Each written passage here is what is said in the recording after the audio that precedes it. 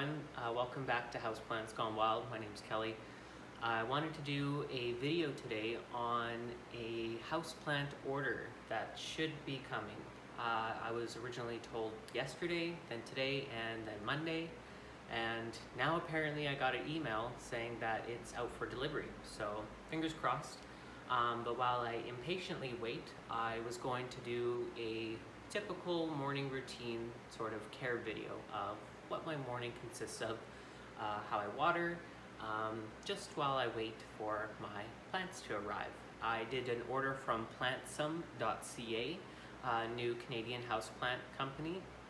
I was in the market for some of the more rare plants. I would love a Philodendron pastazatum, but it's a little tricky to find right now, especially here in Canada. So I gave another company a chance because I am kind of tired of some of the Etsy shops, and I've had some good luck and I've had some bad luck.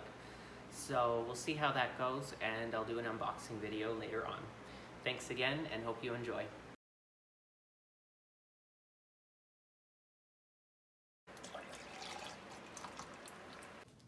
So the first thing that I usually do in the morning is go around with watering. So with watering, what I usually try and do is I'll pick up the plants, and I can feel how heavy they are. I also have a moisture meter which I use for some of the larger plants and some of the ones that I'm a little bit unsure about. This one, I do remember I just watered it a few days ago, and it still has some heft to it. So this is a Monstera Thai constellation. Likes to be kept a little bit more on the drier side, but not fully dried out before watering. So I'll leave this one for a little while yet. Let's find a plant that needs water. So this is a Hoya pubicalis. It is one of those plants that you should let fully dry out before watering. You can see here, it's got some beautiful coloration on the leaves, and it's vining quite well. This one here was quite a small plant when I first got it, but I have this right up next to the window where it gets bright light, a little bit of direct sunlight, but not much throughout the day. So this one here, it's in a really well draining soil mixture. I fertilize it once a month, so I'll just water it, and I'll water it till I see it coming out the bottom, and then I'll disregard that extra water that comes out. There we go. So, and the other thing is I keep rocks in the bottom, and I feel like that helps with aeration, and sometimes when you water plants, within a few hours, some of that water is still dripping out the bottom, and then the plant is ending up sitting in water. So I find that rocks really help to kind of allow air circulation underneath. So it looks like it's pretty much well done. So this extra water I can get rid of. I'm just gonna put it in my bird of paradise because it's only a little bit of water. So rocks in at the bottom, it's not dripping anymore. And I have it in terracotta because I feel like with Hoyas, it's really good for like moisture wicking. They really don't like to be sitting in damp soil for long. They like to, like I said, fully dry out between waterings. So this really helps to kind of pulls any extra moisture out of the soil that they don't really need. So yeah, go put this back. Another one is the Hoya retusa. So this one here, it does have a little bit of weight. So I might wait an extra day or two because with Hoyas, with overwatering, they can quite rapidly decline, I have found in the past. So if you're unsure, it's always best to just wait an extra day even. Sometimes it's a little bit harder to tell with the retusa, just the shape of the leaves. But with some like the Hoya compacta, they will actually wrinkle their leaves a little bit when they're starting to dry out. This one here doesn't really have any wrinkled leaves. So. But it is a little bit lighter for the size of the pot, the size of the foliage or the canopy, whatever it might be. I can feel that it is quite light. This one I might wait till tomorrow or the day after and let it get almost cork-like before watering. That's when you know that it is fully dried out and it is ready for watering. So for both of these, I'm gonna hold off. Another thing that I like to check in the mornings is water levels of propagations. So this is a Chef Laura cutting, umbrella tree cutting that I took the other day, a couple weeks ago I guess, and it's starting to prepare for its root system to be developing. So, but one thing is make sure that your water is topped up to an appropriate level. I don't like to fill it all the way up to the top where the foliage and the stems, where the leaf stems, they're underwater, because I feel like in the past I've had that and they rot out quite quickly. So I like to have it just below that node and make sure that the water is topped up.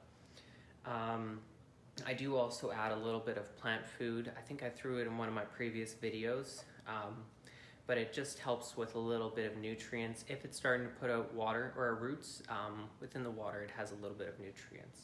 So I make sure all my propagation stations are topped up for the day. This right here is an example of a water propagation that I have kind of neglected. So this is a Monstera cutting. The leaves are quite limpy. It's not really able to absorb any nutrients or water or moisture, and the water is not that nice. You can see it's kind of algae at the bottom, and it might not also grow roots. You can see it's quite, actually that could be cut off. That's what rot looks like. So this one here, I had it in water hoping that it would put out a few aerial roots and it would start, give me a head start sort of on a vining plant, just with it being so long. This is a cutting that I took off the 7-foot tall Monstera, and I have another one that is this length. I have two actually that are above the kitchen counters. So for those, I did get some roots and I planted them in soil, and they seem to be doing just fine. They're all pushing out new growth as well. Another piece to my morning and sometimes my evening, I like to have ceiling fans on, and I have another fan that I brought out into the living room because it was quite hot in the house last night with cooking, baking, humidity, all that stuff. But the other controversial piece is misting your plants. So I've heard it helps, I've heard it doesn't help, it's a waste of time, it can produce rotting or mildew, which is like a powdery sort of like fungus on the leaves. I like to still mist my plants. I love doing it. I find it therapeutic. I find it's enjoyable. And I find, you know, if you enjoy it, go for it. Like, you may as well. But one thing to be mindful of is air circulation. So we have a humidifier that runs pushing cool humid air over the register here in the living room. That will help to lift up the humidity and circulate it. Ceiling fan going, and then see if I can find it here. There is a humidifier going down here. Right now it says it's 62% in the house, but the ceiling fan, for the video's sake, is also turned off or turned on low. So there's not much air circulation, so the sensor actually picks up a higher reading than what's in the house. You can also buy humidity pucks. Maybe it is higher than it should be. 66%, 23 degrees Celsius. Well, it was 22, probably because my hands are warm. So anyways, back to misting. I enjoy it. I have air circulation, so there's no water just sitting on the foliage and not going anywhere. It's good to have a fan going on it. If you're gonna mist your plants, that damp, sort of humid, stagnant air can catch up quickly and cause some damage to your foliage. So it's one thing to be mindful of. Make sure you have air circulation. Personally, I like to think that yes, it doesn't really do much, but it adds a short little burst of humidity. And the other thing that I do with my water is I add a few drops of peppermint oil. So I had someone ask me the other day if peppermint oil works for fungus gnats. My experience is no. Fungus gnats, let your plants dry out. So you can try some neem oil with a few drops of dish soap. You can spray the foliage and the soil surface, not drench in the soil, but just spray the surface. That will help to kill off any eggs or the parent plant or parent pests, I should say. And yeah, so, but with peppermint oil. It's a natural deterrent of spiders, and I found it works for keeping spider mites at bay. I'll show you a plant that's notorious for spider mites. So this is a alocasia xanthomosa, I think it's called. I'll leave the link. But beautiful chartreuse foliage, and where's the bad leaf? Take a look at that leaf. Does that look healthy? That's got definitely some brown spots, even on the sides. It was starting to die back. I found this plant after holidays, came back, and it was quite droopy. Yeah, it was dried out as well, but you can tell by those yellow or brown spots on the leaves that the spider mites, they love underneath the leaves, and all these sort of veins, that's where they can hide. So this was a little bit of an extreme case. I actually had to do a few like cool water or warm water rinses with the garden hose, apply some neem oil, wipe the leaves down, give it another rinse, spray peppermint oil mixture, my spray bottle, and did that once every 2 days for a week. And since then, I haven't noticed any coming back, but that's not to say that down here they can be hiding or anything, so it's just something to be mindful of with your plants. The peppermint oil, I find that it does help to deter them, but if it gets to a point where it's like this, you're noticing these brown spots on the leaves, sometimes it can be sort of too far gone for just a deterrent. It might need to be something a little bit more radical, like neem oil.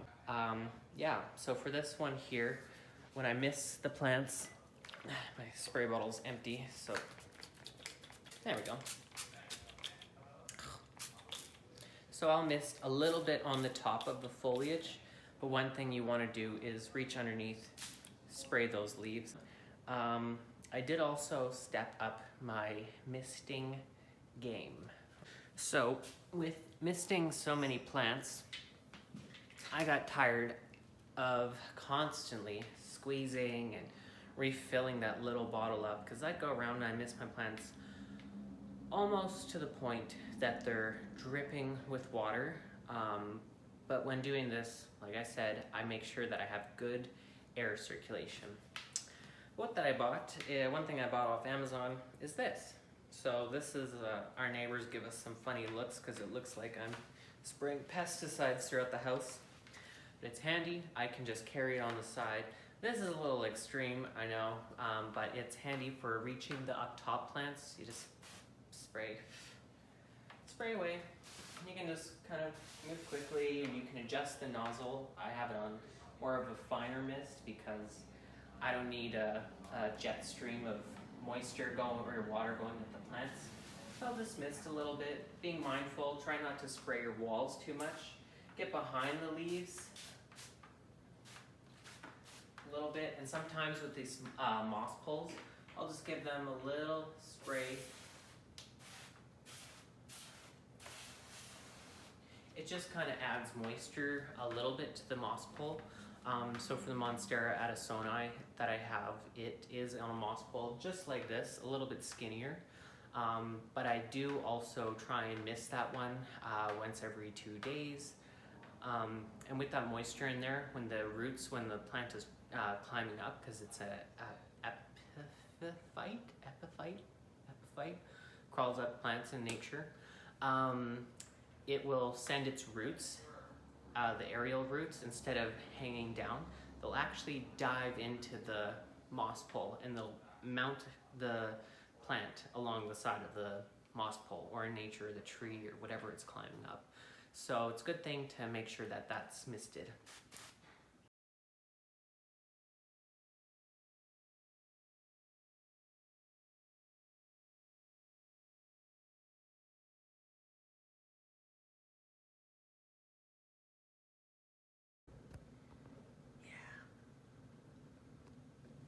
They're going next door. A little impatient, yeah. Okay, so the person delivering mail just drove up a little bit further and they're now right outside the driveway. So a pretty big box. Oh, That's it. Plantsome.ca is on the side. Time to go down.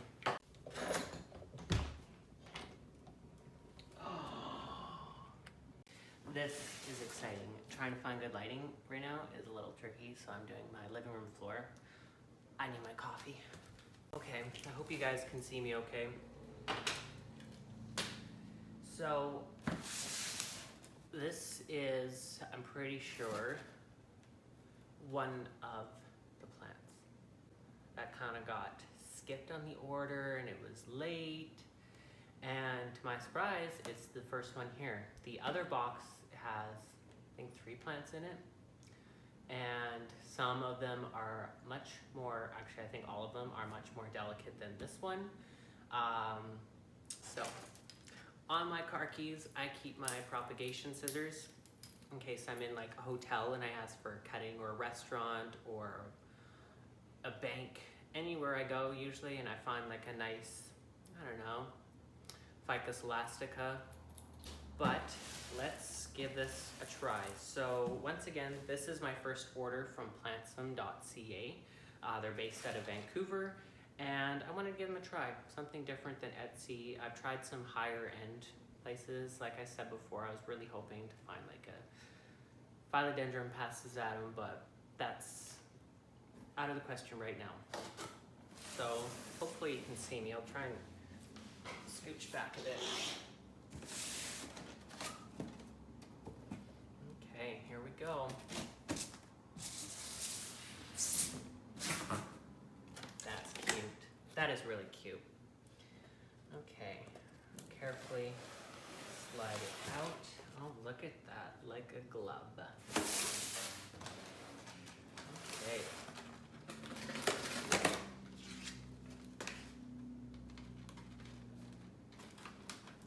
Well, we'll put a cute little thank you on there. It says, thank you. Hi Kelly, thank you for your Plantsome order. Enjoy your new, very sharp green amigo. Cheers, Matt. Thanks, Matt. Love it. Hola, I am your new green friend, or just an acquaintance, if you want to take things slow. Then it gives you a whole bunch of care instructions on the back.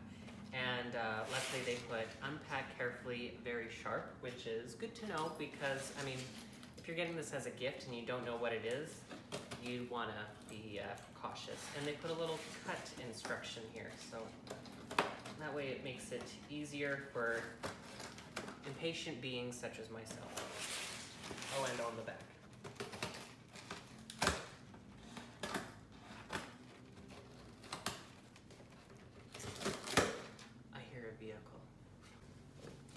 Now, just a motorbike. Doubt my next plant order is getting delivered on a motorbike.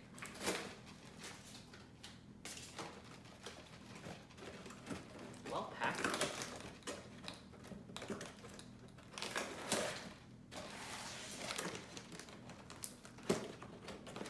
The layout of these boxes, really well thought of. I've done orders before where it's like a shoe box that just covered up and just filled with foam and a bunch of unearthly materials, whereas this can all be recycled, so I really appreciate that.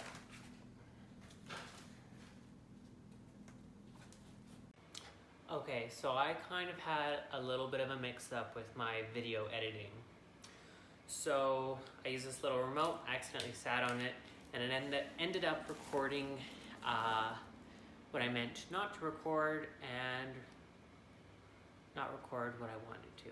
So this is the Saguaro, a false Saguaro cactus. So that's what my first plant order there was. Super cute, came with 4 in the one pot. And as you can see, like I said, they're a little bit sharp. So it was a little bit tricky, but I did actually end up repotting it. One of the things in the care instructions was if you're going to repot it, give it fresh soil. I gave it roughly the exact same size of pot that it was in. Gave it a little bit of water, so it is kind of heavy. Have it once again on a sort of a pebble tray to allow air circulation. This is a concrete pot, so it's a little bit moisture wicking. I do this for all my cacti and succulents, put them in a good porous pot.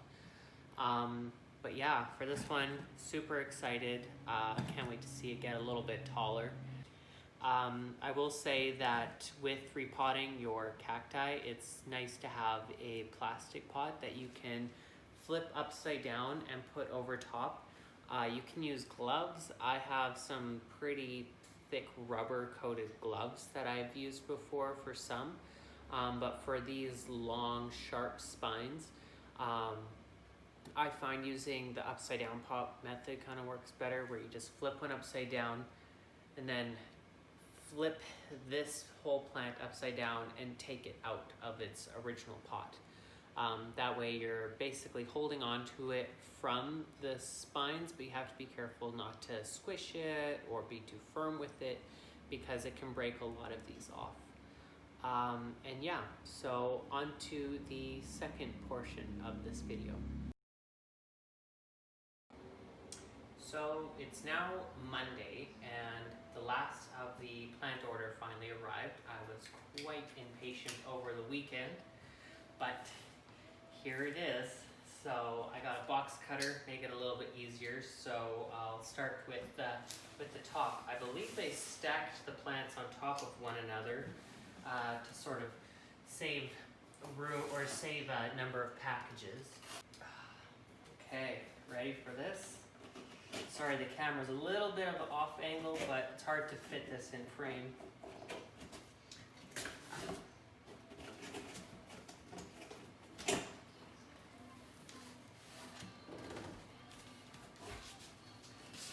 Okay. Ooh. So once again, another care card. Hi Kelly, thank you for your awesome Plantsome order. Enjoy your new great amigos. Cheers, Matt. Oh, they gave me a gift plant. That's adorable. I know one plant that I ordered, but I can't really remember the other. Oh, there's the other. I see it. Okay. All right. So now that it's out of the box, it's a little easier. Gift plant dwarf umbrella tree. Aww, oh, and it's the variegated one. Cute. Super cute. Give them a sunny spot. That's cute. Give it like a little cardboard scarf to keep it all together. I've seen some unboxing videos where people just pull them up, but I have never done that because I've tried it once and ended up losing a leaf, which you don't want to lose more than you have to. These plants have already spent all weekend at the mailing depot. Well, that's beautiful. Definitely, mine has 2 leaves right now. This is gorgeous.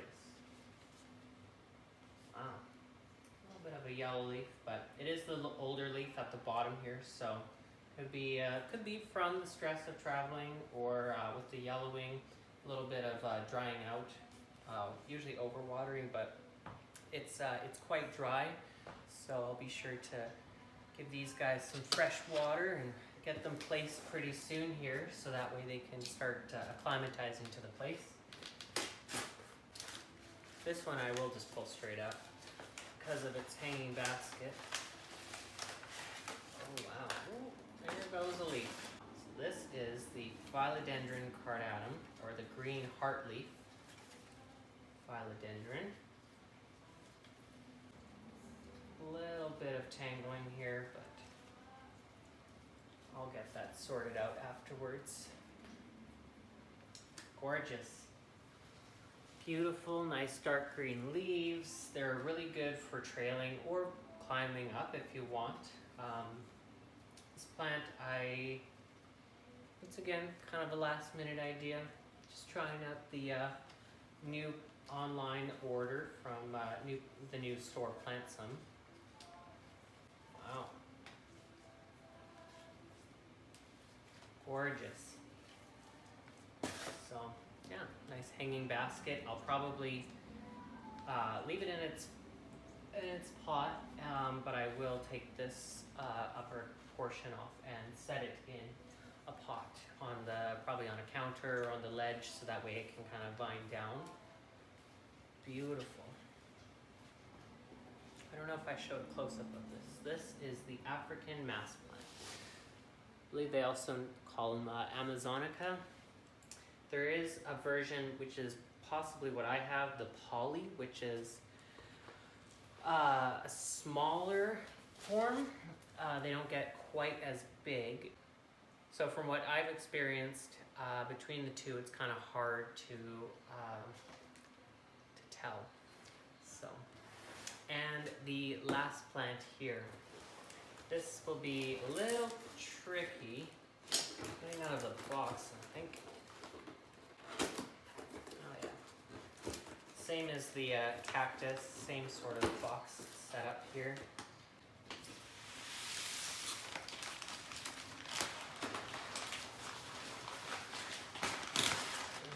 Really impressed with how these guys package their plants. All cardboard, which can be recycled, and just really well put together. You guys ready for this? Oh. It is a Philodendron. It is a Rojo Congo. Oh. Wow.